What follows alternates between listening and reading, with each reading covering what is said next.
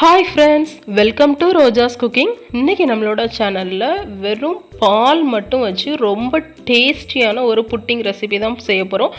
1/2 litre பால் மட்டுமே போதும். இது செய்யறதுக்கு ரொம்ப ஈஸியா செஞ்சு முடிச்சிடலாம். நல்ல டேஸ்டா இருக்கும். 3 லேயர் வச்சு வச்சு நம்ம அந்த புட்டிங் வந்து செய்ய போறோம். பார்க்கிறதுக்கும் நல்லா இருக்கும், சாப்பிடுறதுக்குமே ரொம்ப டேஸ்டா இருக்கும். இப்போ வாங்க எப்படி செய்யலாம்னு வீடியோக்குள்ள போய் பார்க்கலாம். அதுக்கு முன்னாடி நீங்கள் என்ன நம்மளோட சேனலை சப்ஸ்கிரைப் பண்ணலன்னா மறக்காமல் சப்ஸ்கிரைப் பண்ணி அப்படியே பக்கத்தில் இருக்க பெல் பட்டனை கிளிக் பண்ணிக்கோங்க. அப்போ தான் நான் வீடியோ போட்டோன்னே உங்களுக்கு நோட்டிஃபிகேஷன் வரும். இப்போ அந்த புட்டிங் செய்கிறதுக்கு ஃபர்ஸ்ட் லேயர் நம்ம ரெடி பண்ணிக்கலாம். அதுக்கு வந்து ஒரு பவுலில் 1 டீஸ்பூன் கொக்கோ பவுடர் சேர்த்துக்கிறேன்.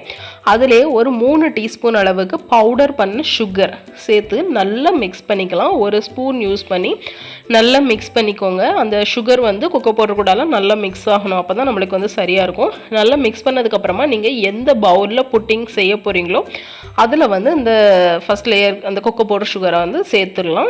சேர்த்து நல்லா எல்லா இடமும் படுற மாதிரி ஸ்ப்ரெட் பண்ணிவிட்டு தனியாக வச்சிடலாம். அடுத்து செகண்ட் லேயருக்கு ஒரு சாஸ்பேனில் 1 கப் அளவுக்கு பால் சேர்த்துருக்கேன். அதிலே ஒரு 2-3 டேபிள் ஸ்பூன் சுகர், ஒரு 3 டீஸ்பூன் கொக்கோ பவுடர், அது கூடலே ஒரு 1.5 டேபிள் ஸ்பூன் அளவுக்கு கார்ன்ஃப்ளவர் மாவு, அப்படி இல்லைன்னா மைதா மாவு சேர்த்துக்கோங்க. நான் மைதா மாவு சேர்த்துருக்கேன். எல்லாம் சேர்த்து நல்லா மிக்ஸ் பண்ணிக்கலாம். மிக்ஸ் பண்ணிவிட்டு இதை வந்து அடுப்பில் எடுத்து வச்சு ஹை ஃப்ளேம்லேயே நல்லா மிக்ஸ் பண்ணிக்கோங்க. கொஞ்ச நேரத்தில் அது வந்து கெட்டியாக ஆரம்பிக்கும். லைட்டாக கெட்டியாக ஆரம்பித்ததுக்கப்புறமா இதை வந்து மீடியம் ஃப்ளேமுக்கு மாற்றிட்டு ஒரு விஸ்க்குக்கு பதிலாக ஒரு ஸ்பேட்சுலா யூஸ் பண்ணி நல்லா மிக்ஸ் பண்ணிக்கலாம். நல்லா மிக்ஸ் பண்ணிக்கிட்டே இருந்தீங்கன்னா ஒரு 5 மினிட்ஸ்க்குள்ளேயே நம்மளுக்கு நல்லா திக்காகி கிடச்சிரும். நான் அந்த வீடியோவில் காட்டுறேன்னா இந்த மாதிரி நம்மளுக்கு வந்து நல்லா திக்கானதும் நம்ம இதை வந்து அடுப்புலேருந்து இறக்கிடலாம். அடுப்புலேருந்து இறக்குனதுக்கு அப்புறமா 1 நிமிஷம் நல்லா மிக்ஸ் பண்ணிக்கிட்டே இருங்க. அப்போது வந்து நம்மளுக்கு கட்டி விழாமல் இருக்கும். அப்படி இல்லைன்னா உங்களுக்கு வந்து கட்டி கட்டியாக விழுந்துடும். அதனால இந்த மாதிரி 1 நிமிஷம் நல்லா மிக்ஸ் பண்ணிவிட்டு நம்ம வந்து ஃபஸ்ட் லேயர் சேர்த்துருந்தோம்ல அதுக்கு மேலே இதை வந்து நம்ம சேர்த்துடலாம்.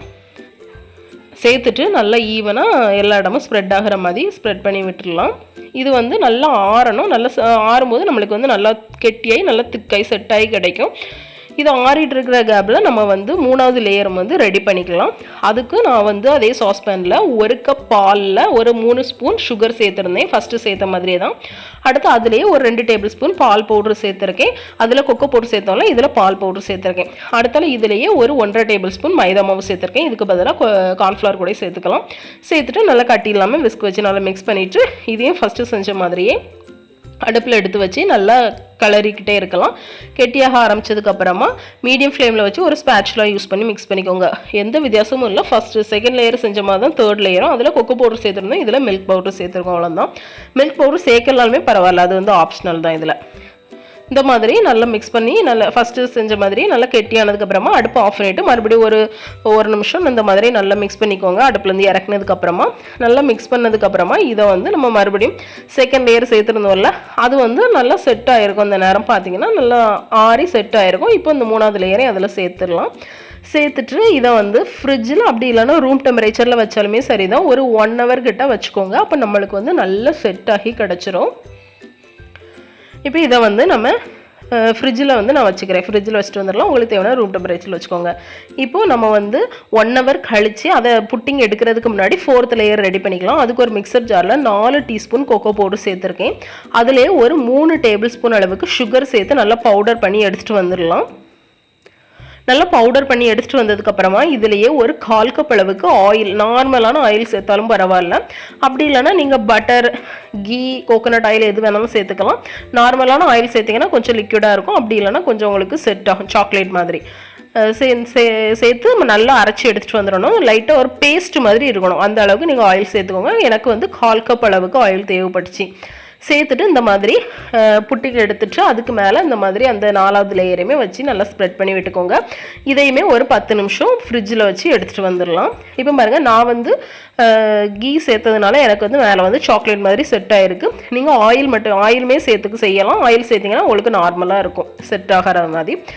சேர்த்து எடுத்துகிட்டு வந்ததுக்கப்புறமா இதில் மேலே டெக்கரேட் பண்ணுறதுக்காக டெசிகேட்டட் கோகோனட்டும் கொஞ்சம் ஸ்ப்ரிங்கிள்ஸும் சேர்த்துக்கிறேன். இது வந்து ஆப்ஷனல் தான், சேர்க்கலாலுமே பரவாயில்ல. பாருங்கள் இவ்வளோ அழகாக நல்லா லேயராக இருக்குதுன்ட்டு சாப்பிட்றதுக்கு ரொம்பவே சூப்பராக இருக்கும். ஃப்ரிட்ஜில் வச்சு எடுத்து சாப்பிடுங்க. நல்ல டேஸ்ட்டாக இருக்கும். ரொம்பவே ஈஸியாக செஞ்சு முடிச்சிடலாம். வெறும் 1/2 லிட்டர் பால் வச்சு நம்ம இந்த ரெசிபி புட்டிங் வந்து செஞ்சுருக்கோம். நல்ல டேஸ்ட்டாக இருந்துச்சு. கண்டிப்பாக எல்லாருமே ட்ரை பண்ணி பாருங்கள். ட்ரை பண்ணி பார்த்தீங்க அப்படின்னா எப்படி இருந்து அப்படிங்கிறத எனக்கு கமெண்டில் சொல்லுங்கள். இந்த வீடியோ உங்களுக்கு பிடிச்சிருக்குன்னு நம்புகிறேன். பிடிச்சிருந்துன்னா லைக் பண்ணுங்கள், ஷேர் பண்ணுங்கள், சப்ஸ்கிரைப் பண்ணுங்கள். உங்களுக்கு வேறு எதுவும் புது ரெசிபிஸ் வேணும் அப்படின்னாலும் எனக்கு வந்து கமெண்ட் பாக்ஸில் சொல்லுங்கள். நான் வந்து கண்டிப்பாக போட ட்ரை பண்ணுறேன். இன்னொரு இன்ட்ரெஸ்டிங்கான ரெசிபியோட உங்களுக்கு பிடிச்ச மாதிரியான ஒரு ரெசிபியோட உங்களை மீட் பண்ணுறேன். அது வரைக்கும் பாய்.